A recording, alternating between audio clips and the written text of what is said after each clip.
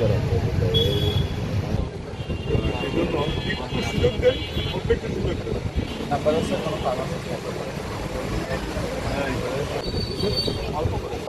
বিক্রয় নিষিদ্ধ physician sample ওষুধ বিক্রয় করেন। তো তারই প্রেক্ষিতে আজকে আমরা এখানে এসে অভিযান পরিচালনা করেছি এবং অভিযান পরিচালনাকালে তারা যে ফিজিশিয়ান স্যাম্পল বিক্রয় করেন এবং লুকিয়ে কমার্শিয়াল প্যাকেটের মধ্যে রেখে বিক্রয় করেন এই সত্যতা আমরা পেয়েছি। সেই সাথে এখানে মেয়াদ উত্তীর্ণ ওষুধ পেয়েছি এবং একই প্যাকেটের মধ্যে মেয়াদ উত্তীর্ণ এবং ভালো ওষুধ দুই রকম ওষুধই তারা রেখে বিক্রয় করছেন।